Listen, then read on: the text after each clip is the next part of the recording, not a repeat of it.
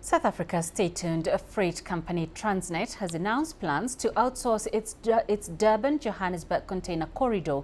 Transnet is the largest transport logistics company in South Africa and manages all of the country's ports. However, the company has been struggling with a number of challenges in recent years and is now looking to offload some of its routes. Sumitra Naidu tells us more. The Durban-Johannesburg corridor is the biggest long-haul freight transport corridor in South Africa. At the halfway point is the Harrismith Highway Junction, the biggest truck stop in the Southern Hemisphere. Well, at the moment, the Port of Durban handles about 3.1 million containers per annum. Transnet's only handling about 13%. All the other containers are on the road, and mostly on the national road between Durban and Johannesburg, the N3. And so it's leading to a lot of congestion, a lot of accidents, environmental pollution. It's very important that we have cargo moving back from the road transport to the rail industry. But Transnet is dealing with dilapidated rail infrastructure. Theft and vandalism is also rife.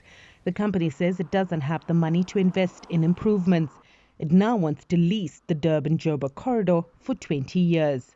46 slots are being made available per direction. That's 46 from Durban to Johannesburg and 46 from Johannesburg to Durban for this concessionaire to operate.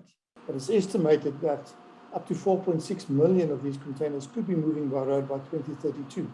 So if we can get that 4.6 million containers on the rail, it will help us not to expand the national corridor down to Durban, the N3.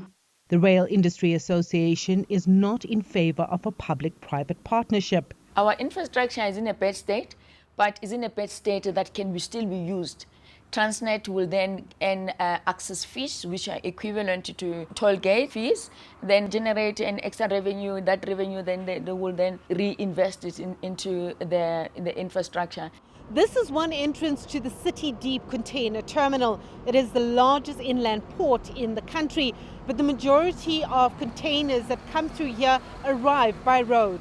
Transnet declined to speak on this matter, but according to a statement it released, the company wants to grant a lease for the operation and maintenance of the corridor for 20 years, after which all assets will be returned. It's something that needs to be looked at and make sure that it complies with policy, implemented in a way that is in the best interest of the economy, people of South Africa.